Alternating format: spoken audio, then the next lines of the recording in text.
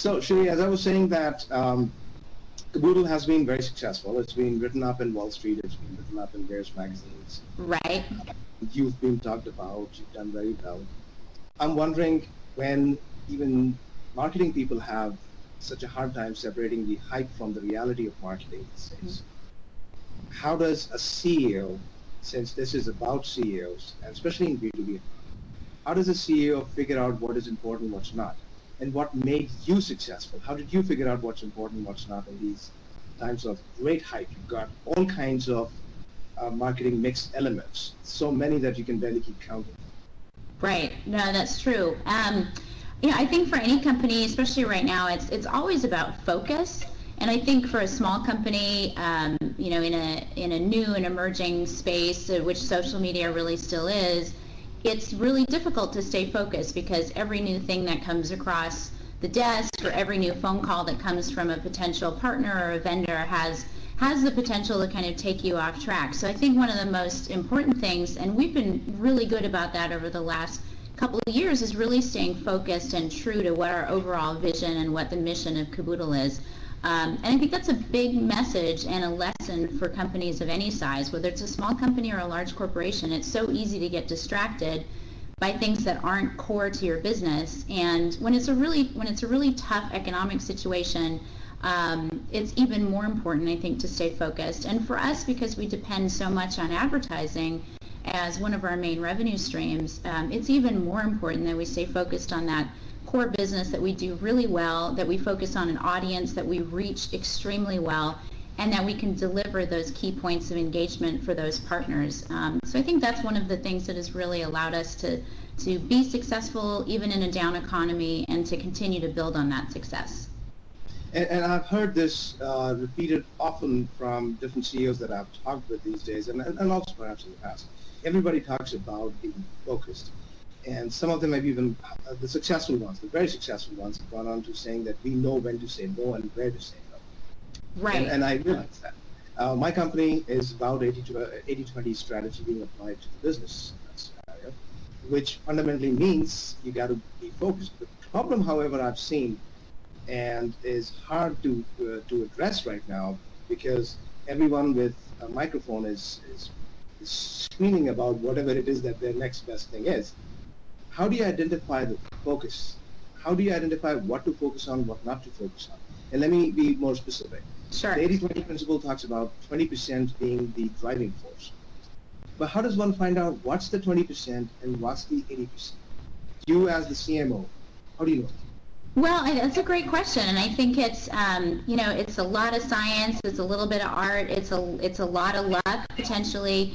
Finding that key point of focus is something that, I think you said it just a few minutes ago, if it was easy, everybody would be doing it. So it's a combination of so many different things kind of coming together, and I think one of the key things that any really successful organization needs is somebody kind of steering the ship and providing that overall vision. We're really lucky because our CEO is an incredible visionary, and he's got a great balance of being able to be creative and look at all kinds of ideas, but ultimately sort of be able to come back to what that focus really is.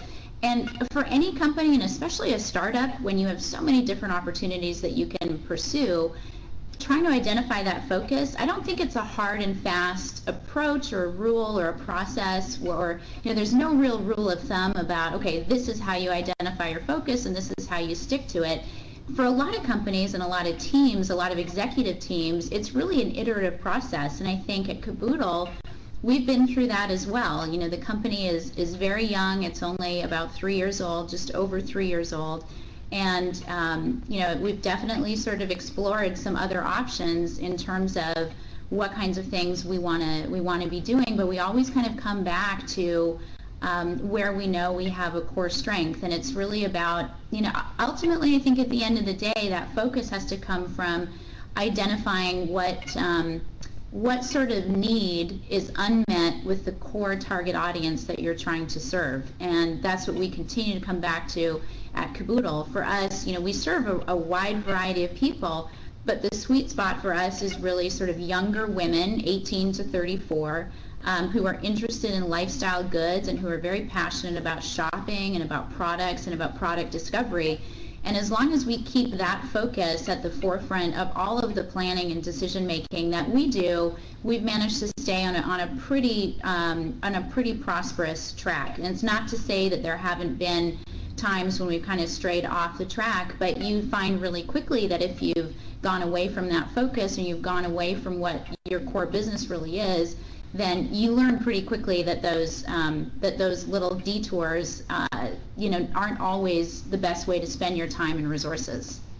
So I hear you say that while it is important to know the 20%, often you have to do some bit of the 80% and keep coming back to the 20%. So it's almost like you have to keep an eye on the big picture, but at the same time know where I am at the moment focused on, and so that you're aware of the new opportunities, new things, the changing climate, for example. Yeah, exactly. And I think it's a really delicate balance, isn't it? I mean, that we're all trying to maintain at any given point in time, because you want to stay focused and true to your core business, but at the same time, you don't want to forgo any major opportunities that might arise. You don't want to overlook those. Sometimes behind door number one could be a really great opportunity that's very complementary. So you don't want to necessarily close the doors on those opportunities, but it absolutely is a fine balance. And I think that's part of the art about managing a business and really growing a business, is understanding where that balance really lies. And what do you do with the opportunities that come across the email, the telephone, introductions, or whatever it might be. Now, what I have experienced in talking and consulting with several CEOs in the market is that there is the element of personality traits. Certain people are hyper, certain people are looking all over the place. I wouldn't call them ADD, but they Right. like traits. Right. And they're jumping all over the place. Whereas others are decidedly focused. I'm not saying which one is better or not, because people of both personality types have been very successful. And Sure. examples. But nevertheless, that balance that you pointed out is very important. So is there a methodology that you follow in saying, look, we have a strategic direction this time, that for this year at least we are focusing on this particular segment in the marketplace, that we are targeted on this customer base, and our marketing strategies ABC, whatever you define, our sales approach is this, whatever it is that you define, and then every now and then keep on exploring. Yeah, no, absolutely. I think that's a great way to characterize it. We absolutely, regardless of what part of the business you're looking at, whether it's my area and revenue generation, whether it's our product development side, whether it's marketing, or whether it's community or editorial, everybody has a roadmap that we're following. With the main priorities identified for the next 6 months, 12 months, 18 months, whatever the appropriate time horizon is. And we stay focused on that. And those major priorities, of course, are driven by the overall strategic direction and the strategic goals of the company, which are, set certainly by our CEO, but also by kind of a collaborative process with the executive team, and then input from other members of the Kaboodle team as well. So while we do set that roadmap, then there's the magic part, or kind of the balance that we look for, is how do you assimilate those kind of opportunities as they come across the transom over the course of the year without letting them totally derail you and what you're doing in your business.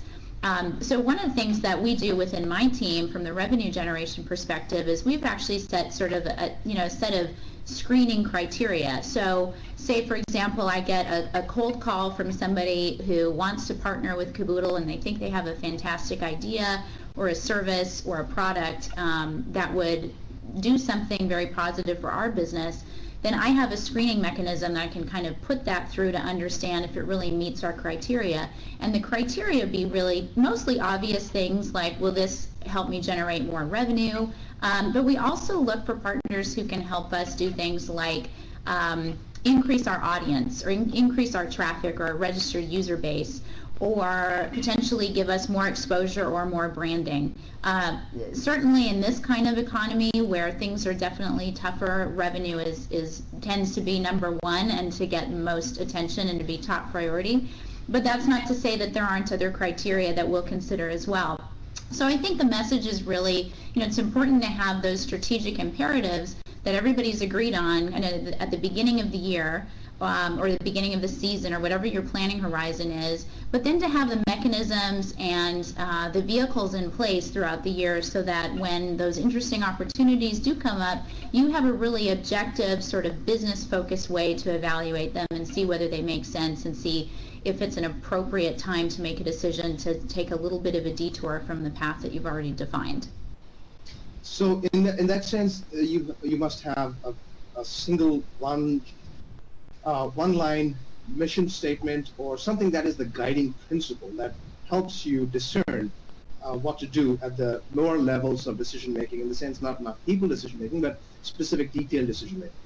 Is it Right. about who's my customer and what am I serving? Is that the fundamental that you focus on? Yeah, that's an excellent question, and I think that's a great way to put it. I mean, from our perspective, we really look at our community, or i.e., our customer first, and everything that we do at Kaboodle, whether it's a new editorial feature, whether it's a new product we introduce to the community, or whether it's a partnership with a major advertiser, the lens that we tend to look at everything through is how do we best serve the community? How do we best serve those people who are here at Kaboodle, to communicate with one another, to discover products, to share things with one another. If we do the best that we can to serve that customer base, everything else will really fall into place. So for example, if I look at bringing a new advertiser partner onto Kaboodle, obviously that's my focus.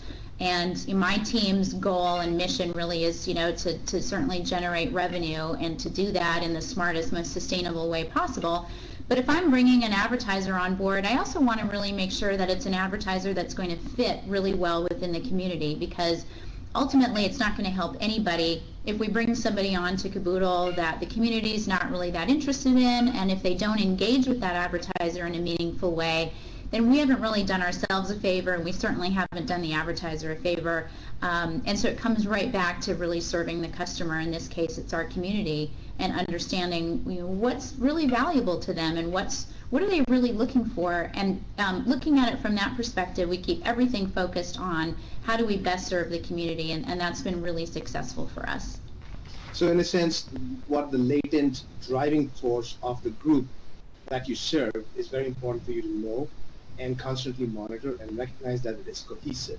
Yeah, absolutely. And for a social media property, even more so, we're lucky because we have so many touch points with our customer, and a lot of businesses don't have that luxury. So we've got the opportunity to really interact with our customers on the platform that we provide, which is the Kaboodle site, but we're also interacting with those people on a lot of other platforms as well to really understand who they are, what makes them tick, what they're really looking for, and we bring all of that knowledge kind of back to Kaboodle, and that's what really helps drive a lot of the decisions that we're making. So it's not just kind of looking at our little universe within the Kaboodle world, but it's also understanding what kind of influences our customers are reacting to outside of the community, because they bring all of that experience, that knowledge, and all of that learning into what they do within our community as well. So it's that definitely impacts our business too. So this is a great segue. Now, the way the world has changed, the way marketing has changed over the last few years, is about the central idea of community, which in the past used to be known as segmentation, Right. but there wasn't as many mechanisms of interacting with the segment of choice. But now you're saying that you can bring a platform where a certain like-minded people can get together on a certain set of issues. And that's Right. wonderful. Now, that is very closely tied to the concept of the social media. So is social media your primary driving force here of marketing, or do you have something else going on as well? Yeah, I mean, Kaboodle at its very heart is a social media company. I mean, we're certainly not a mass social media platform like Facebook or MySpace would be. We're much more of a niche play. We're focused in the social shopping space, and more broadly, we describe that as product discovery. Kaboodle's all about discovery, and discovery is really enabled by those social connections. So absolutely, at our core, we're very much a social media company. And that's really what drives most of what we do. Everything on the site that you see, probably 95% right now of the content, that you see on Kaboodle has been added by users like you and me. It's not created by an editorial staff. This is all material that's been added by people because they like this material, they find it interesting, and those are the items that content that people add provides the platform for the rest of the community to interact. So it could be as simple as somebody leaving a comment, like if I add a pair of shoes that I like to one of my Kaboodle lists, my friends may comment on those shoes and tell me what they think of them. Or I can create all kinds of other content on the site, like I can write my own blog entry, or I can create an online collage or a poll and ask the community for their opinions.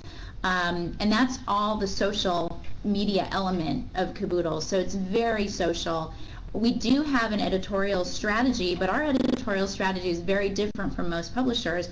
Our editorial strategy is a lot more about curating the content that our users are already finding. So our editors are really focused on surfacing things for the community, but again, that editorial strategy is still very much based on this being a social media play at its core. Well, I mean, it's very much understandable in saying that it's about them, the clients that right. that you're serving. As long as you are understanding what they need and you're able to relate to them correctly, I think you will succeed, and obviously you have succeeded. Right, exactly. You know, so that answers my second question automatically, which was that how do you decide what social media platforms to use? How do you decide your market mix budgeting process? How do you distribute your money?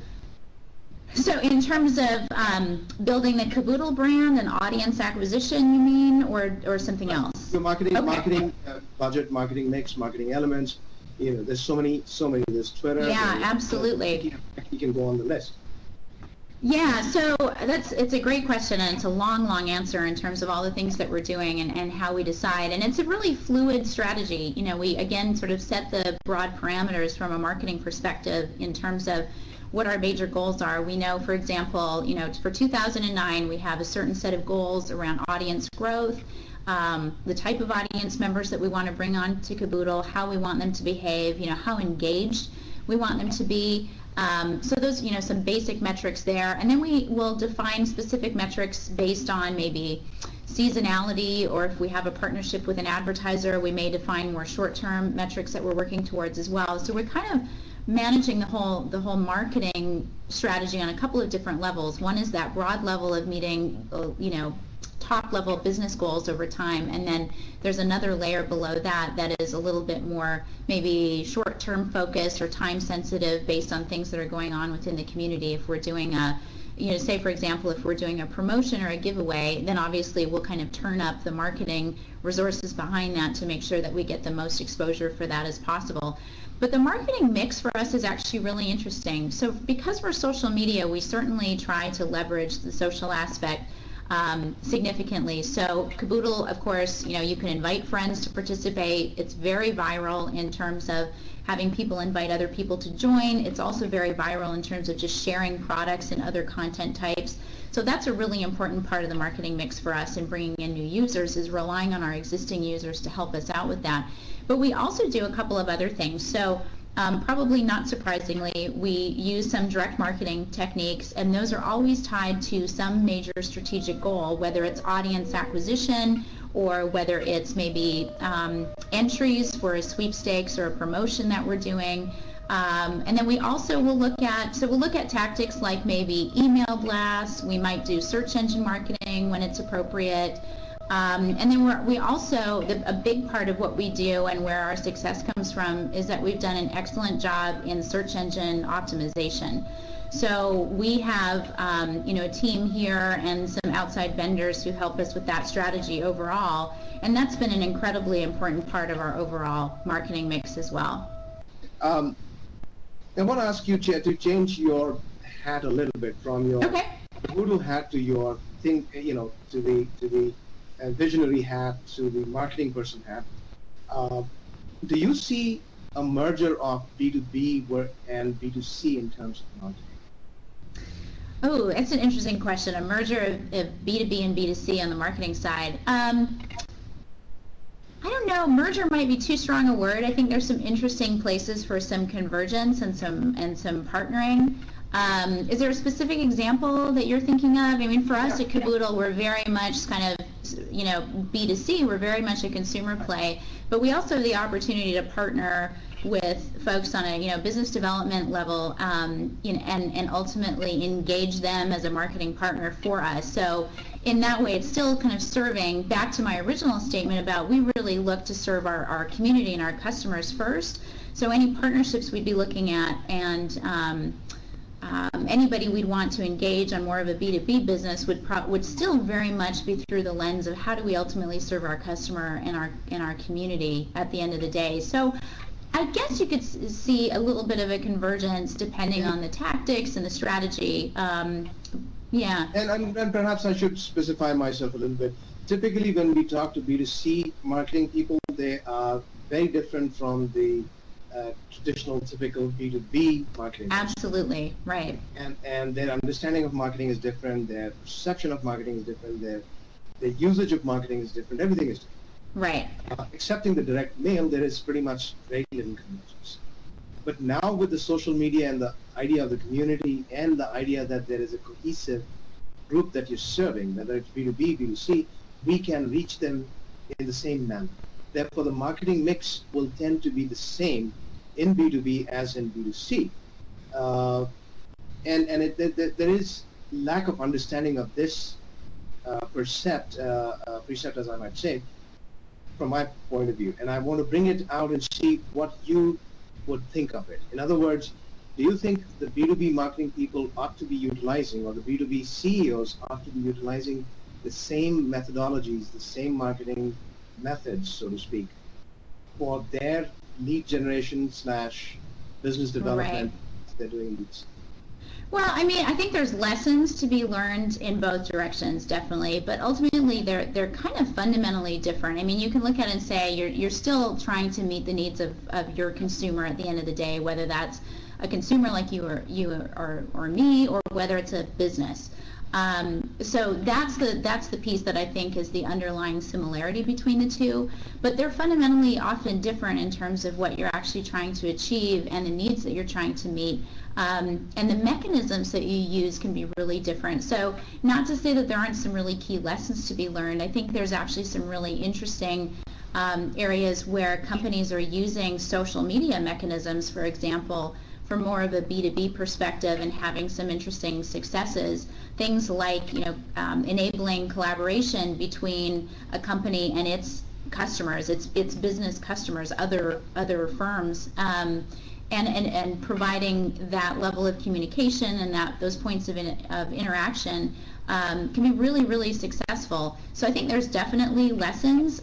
We've seen, I mean, this is a few years old now, but one of the things that I always think is such a great example is, Cisco's early use of Second Life. And they were very forward thinking in terms of how they were using Second Life, and their engineers were actually setting up product demos, etc., within Second Life. And kind of, I think the story that I'd sort of anecdotally read was that they were bumping into other engineers within Second Life, because obviously a few years ago, still very much in the early adopter phase, and it's very much the technology folks who were experimenting and playing around with Second Life. So a lot of engineers were bumping into one another within that environment, and Cisco really was forward thinking about how they chose to set up their presence within Second Life and use that as a way to show products and to give actual demonstrations within that virtual environment.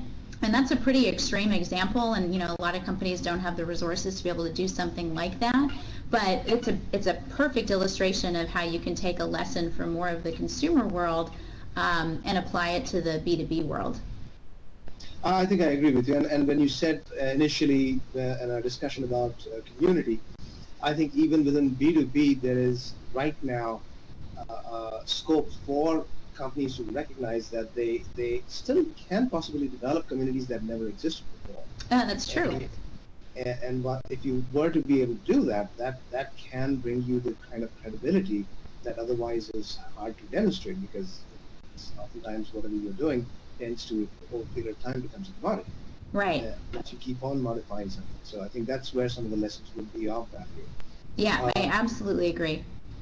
And so, what are the couple of most important community-based marketing engines that you use most of the time? It's a great question. I mean, for us, when you think about where our focus really is, we're lifestyle goods, and the single largest category, I guess, that we play in or serve is the fashion and apparel side. So when you think about how that space works online, it's pretty fragmented, and there's a lot of people who are interested in it and a lot of people who are passionate and have their own opinions. So there's a really great blogging network. So that's one way in which we surface a lot of things that are happening on Kaboodle. If we're doing a special event or a giveaway or a promotion that we want people to know about, we'll definitely go out to the network of influential bloggers that we know in the fashion space, for example, and have them work with us on that front.